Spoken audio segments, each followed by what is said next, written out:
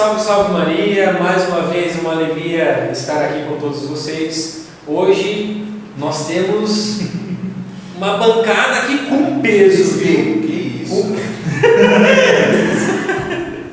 Não, vou deixar passar, porque se tiver processo, não nesse sentido, é porque hoje nós temos um convidado que está aqui, ó. Tá muito próximo da ordenação. Este convidado é o querido David, nosso irmão. Mas antes de tudo, boa noite, Pedrão. Mais uma vez estamos aqui. Tamo junto. Boa noite, Aí pessoal. vocês se perguntam, né? Acho que os caras não tomam banho, não é? Gente, lembra lá no início que a gente conversou, a gente usa do tempo aqui do nosso seminário. Então, quanto mais a gente gravar, melhor, tá? Mas a gente tá cheirosinho, a gente tomou banho assim. Teve um agente especial hoje também. Sim, parabéns para os meninos. Tá cheiroso. Vamos direto ao ponto. David, só para o início, mais uma vez. Uma alegria tê-lo conosco. Boa noite. Boa noite. O primeiro ponto, né? Quantos anos tem? Que paróquia é tua? Que fase do seminário está? Só pontos específicos assim, porque depois a gente entra nos pormenores. Tá certo. Tenho 30 anos. Atualmente desempenho minha vida pastoral lá na paróquia Nossa Senhora Aparecida, em Porto Feliz, com o Padre Samuel. Estamos aí no 4º ano de teologia, caminhando para o finalzinho do processo. Venha! Bom, Davidão, conte pra gente, né? Você tem então o último ano de teologia, conte a sua passagem do discernimento vocacional, como que se deu, aquilo que você vê como importância, também dando aquela velha dica para o pessoal que está em casa, como que foi aquilo que é o chamado a sustentar você aqui hoje dentro dessa casa. Bom, concretamente na minha história, o chamado de Deus surgiu com o falecimento do meu pai.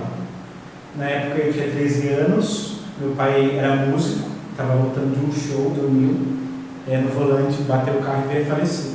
Nessa ocasião, eu senti muito fortemente o cuidado de Deus, através da vida comunitária e através da vida sacramental e do pastoreio do meu pároco na época, né? Não teve nenhum ponto específico, extraordinário, mas ali eu senti Deus suprindo a ausência paterna que eu tive naquele momento.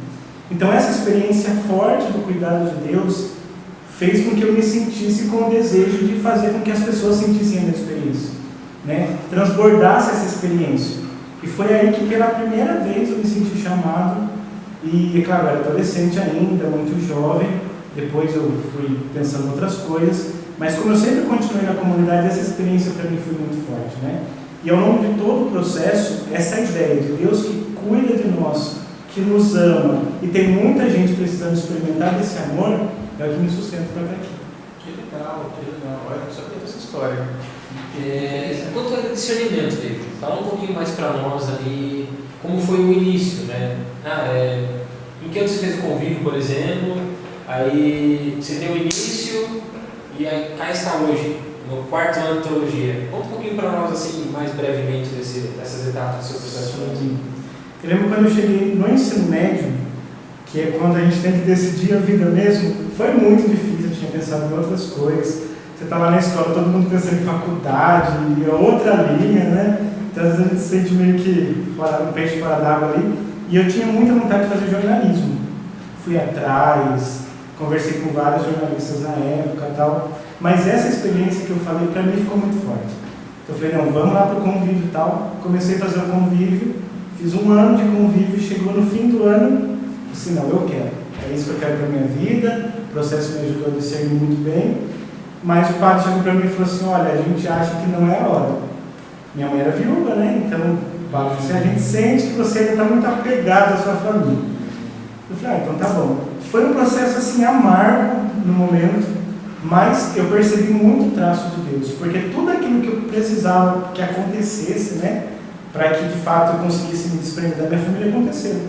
Então minha mãe começou a namorar, noivou, casou, minha irmã nasceu 1 mês antes de entrar no seminário, foi um processo muito rápido assim, e eu entrei com muito mais tranquilidade. Então eu vejo que de fato Deus vai dando as condições para a gente dar o passo de cada momento. Então para mim isso foi fundamental, e o tempo de convívio foi muito importante, mesmo sendo 2 anos. Que legal. Davidão, 7 anos de seminário, me conta para o pessoal também como que foi essa rotina do seminário. essa crescente de amadurecimento, de ter uma vida antes, ter uma vida depois do seminário, como que você conseguiu trazer para dentro da sua vida, do seu íntimo, essa vida formativa, que a gente sabe que é boa, é ruim, às vezes tem vontade de chorar, às vezes você ri, é toa, e a gente sabe como nos constrói, né? A formação ela está aqui para isso, para nos construir. Conte para nós, na rotina do seminário, o quanto ela te construiu. Hoje eu percebo assim, olhando para trás, eu consigo ver muita coisa diferente. O seminário, para mim, é um processo de desvelamento. É como se em cada fase, em cada dimensão formativa, fosse arrancando um véu da gente. E conforme esse véu vai saindo, e a gente vai olhando no espelho, reconhecendo quem de fato nós somos, isso é profundamente doloroso. Porque rompe com o nosso orgulho, com a nossa autossuficiência. A gente vai percebendo que a imagem que nós construímos de nós mesmos não é assim. A imagem que a comunidade faz de nós, que a família faz de nós. E conciliar tudo isso dentro da gente é muito doloroso. Porque a gente percebe que é muito mais frágil do que a gente imagina, né? Então, dentro desse processo, se a gente não toma cuidado, a gente vai minando o chamado de Deus. Porque eu olho aquilo que Deus espera de mim. E olho aquilo que hoje eu reconheço de mim, parece que a conta não fecha. Que não vai ser possível corresponder a tudo isso, né? E é aí que a formação entra como peça fundamental. Quando eu deixo Deus ser Deus. Isso é fundamental. É quando eu quebro meu orgulho e eu vejo que, através da minha rotina, Deus está cuidando de mim. Através da minha rotina, dos diretores de cada dimensão, Deus está me modelando. E percebeu, uma coisa que a gente tem que tomar muito cuidado, é de não olhar Jesus como meta. Eu acho que isso é um grande equívoco. É o próprio Senhor que nos fala, Ele é caminho. Portanto, não é um esforço que a gente vai fazer pessoal, como algo que eu tenho que atingir. Não, o Senhor é o caminho. Então, é por meio dele que as coisas vão acontecendo, né? Então, a rotina ensina a gente a ter disciplina. A rotina ensina a gente a se colocar em oração. A rotina ensina a gente a estudar. Então, assim, é deixar Deus modelar. É deixar Deus ser o protagonista da nossa história. Então, assim, é doloroso, mas a gente, no fundo, percebe que não depende só de nós. E quando essa ficha cai diante de Deus, eu acho que as coisas ficam muito mais profundas e muito mais leves do que a gente tinha lá no começo do processo.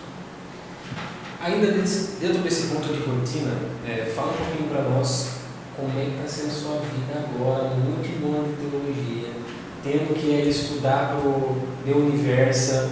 Então é uma coisa mais, graças a Deus o TCC já foi entregue, já foi aprovado, louvado seja Deus. Mas aí conta para nós, né? Porque muitas pessoas não conhecem verdadeiramente o que seria a rotina do seminário, né? A gente tem que dar conta da vida comunitária aqui dentro, dos nossos afazeres aqui dentro.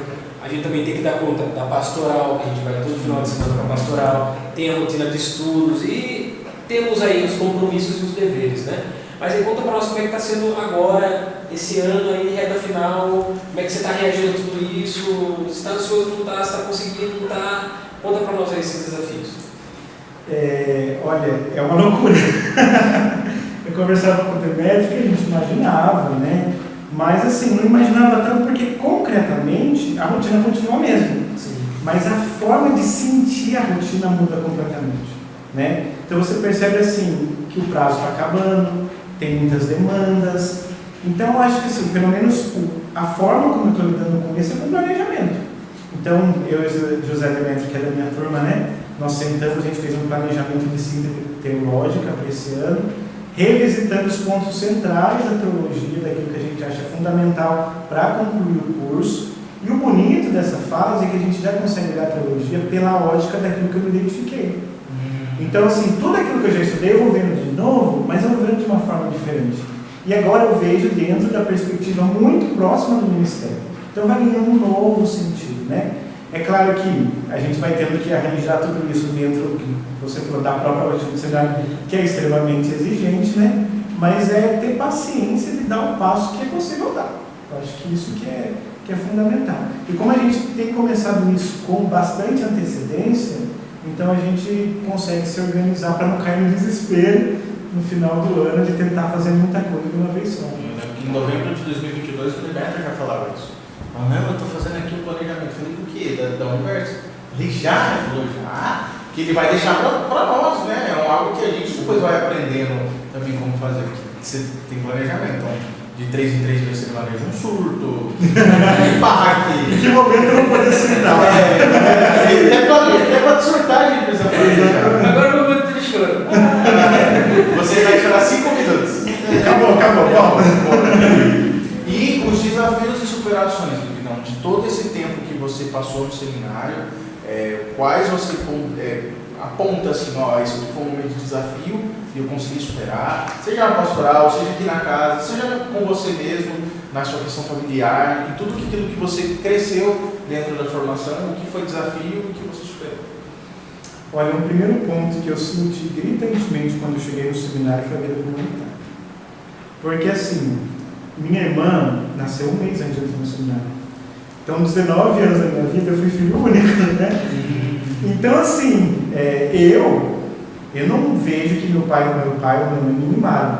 Mas tem experiências que é própria de quem é irmão, que mesmo o pai ou a mãe não mimando, você não tem. Você não tem que dividir as coisas. Se você está irritado, você fecha o seu quarto, você não tem que lidar com outras pessoas. Então, a vida comunitária foi muito desafiadora no início, sabe? De entender assim que tem muita coisa acontecendo ao mesmo tempo, cada um vai lidar com o seu surto de um modo. Por exemplo, eu não estou surtando, fico quieto. Agora, quem está surtando precisa esperar vazar, alguns tem que gritar, tem que ser mais agitado. Então, fechar essa conta no começo foi muito difícil, né? Então, isso para mim foi muito desafiador, entendendo o tempo de cada um, a forma de funcionar de cada um, né? E entendendo que também muitas pessoas não entendiam a forma que eu funcionava. Então, assim, foi um processo muito lento de reconhecendo a beleza da vida comunitária, a beleza dessa diversidade. E a chave foi virando quando eu reconheci o seminário de fato como uma grande oportunidade para aquilo que eu vou viver depois. Porque por mais que o padre more sozinho, mas a vida dele é comunitária, ele está com pessoas diferentes, né?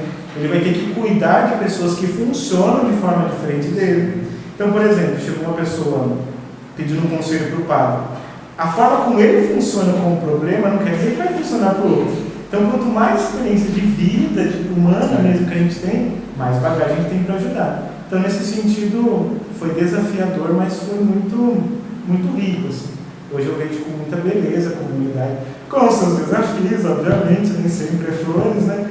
Mas eu vejo com muita beleza. Um outro ponto, que também para mim foi muito forte, assim, é que quando eu estava na escola, eu achava que eu era top, assim, sabe? O aluno nota 10, assim, sabe? O cara que, nossa, destacava na sala.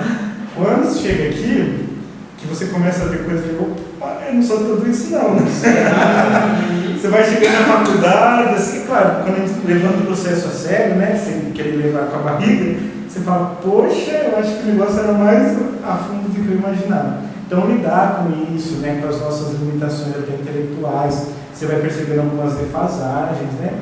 Então, também foi um processo de correr atrás, né? E assim, eu acho que isso em todas as dimensões, a gente vai percebendo onde é falha e a posição é assumir o protagonismo, de correr atrás, de não se vitimizar, de absorver o máximo que a formação pode oferecer e ter consciência que ela não vai oferecer tudo, porque a formação também tem suas limitações. E aí cabe a nós o protagonismo de ir atrás e correr para poder crescer naquilo que eu vejo como dificuldade, né? Sim. Aí pensando nisso tudo, né? Entrei, evoluí, tive desafios, superei, ainda tenho coisa para superar, tenho coisa para arrumar. Quais são as suas expectativas, né? Já tem expectativa, já está pensando em ordenação, já está pensando, né? Como seria o David Padre? Como será o David Padre, né?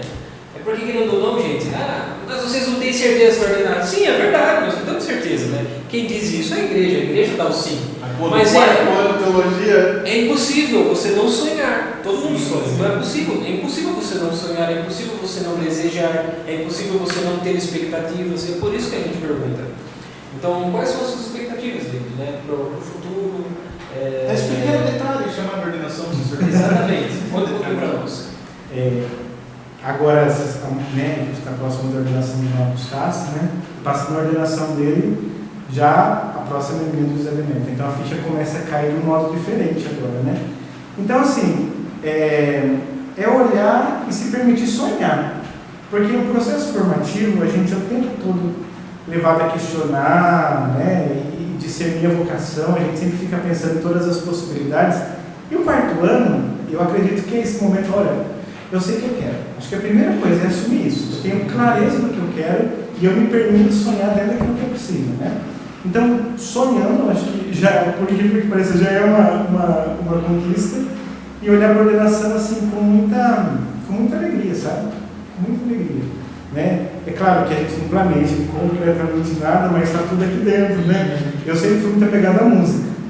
Então, assim, desde o propedêutico, o meu repertório já mudou diversas vezes. Em cada fase da vida, não, é essa que vai entrar, não é tão assim, né? Então, por exemplo, hoje eu já tenho sonho de exatamente a música em cada momento da ordenação, as pessoas que eu quero que faça cada coisa, né? E pensando no ministério, eu tenho muita convicção do que eu acredito que seja melhor, sabe?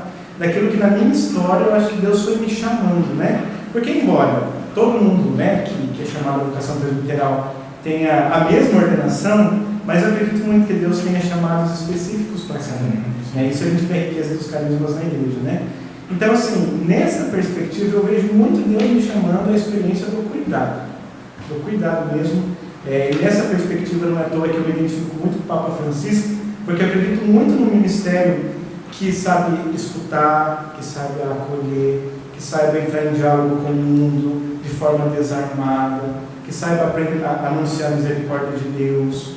Então, como concretamente isso vai acontecer, eu não sei, mas eu tenho certeza que no dia a dia do ministério Deus vai dando as possibilidades para que isso se concretize. Se Deus me chama a isso, eu sei que Ele vai proporcionar as oportunidades. Né? Legal. Então, a gente está encaminhando já para o final.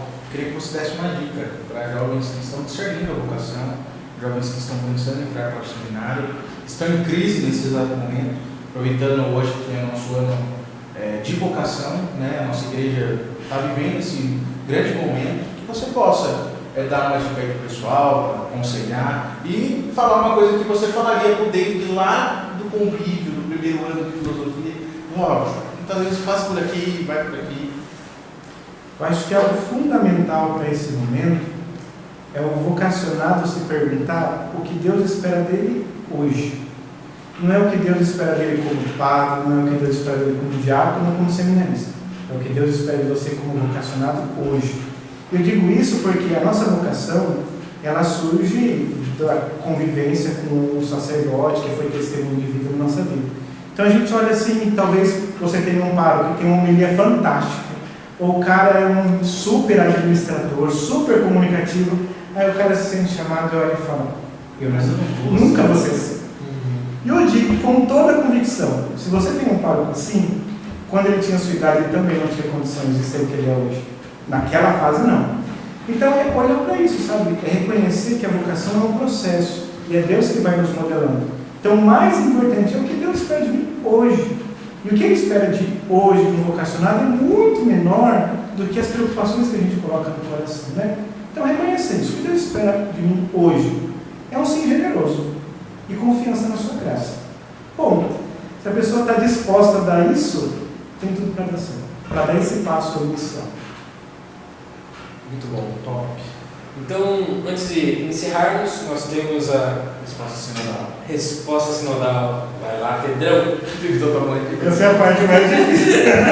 Aquela vez você foi bem e tal. Tem um programa do Davidão, tá? Sobre o Papa Francisco, que ele fez com a gente. Então, antes, você gosta de um pouquinho de Deus? Fala um pouquinho sobre esse programa dele. Isso. Você chega a lembrar dele? O que a gente falou? Fale um pouco dele. O pessoal tem um gosto aí de assistir. No programa a gente apresentou o meu projeto de pesquisa, né, meu TCC de conclusão da teologia, onde eu junto o pontificado de Francisco com a misericórdia de Deus, né? Ali eu apresento um pouquinho da história de Francisco, como que a misericórdia de Deus foi entrando na vida concreta mesmo dele no dia a dia, e quanto isso se desdobrou no modo dele ser pastor, e sobretudo, depois que ele se tornou Papa, como que ele levou isso para a Igreja Universal. Então, dá uma olhadinha lá que a gente tem bastante conteúdo. Muito interessante, eu gostei muito de participar, para mim foi de grande crescimento. Vamos lá, então só para o pessoal entender, resposta sinodal, eu vou fazer uma palavra, vou te dar uma palavra, você vai rebater. Ou com uma palavra, ou com uma pequena colocação. Vocação. Generosidade. Família. Germe. Germe. Germe. Espiritualidade. Fundamento. Filosofia. Conhecimento de si. Teologia. Conhecimento de Deus. Seminário. Aventura. Um santo de devoção. São José. E para finalizar, o sacerdócio. Entrega. Entrega. Ok. Entrega, uma oferta. Maravilhoso. É isso. David, então se despeça De deste nós. povo Sei que é muito. que irá assistir. Gente, obrigado. Obrigado por acompanhar. Obrigado por seguir o nosso seminário aí. Reze por nós, reze por todas as vocações. Quando a gente fala isso não é de forma retórica, é concreta, é real. A gente precisa da vocação de vocês, porque é por meio da vocação da oração que a vocação se sustenta. Então lembre sempre da gente que isso é o mais importante. Obrigado por nos acompanhar.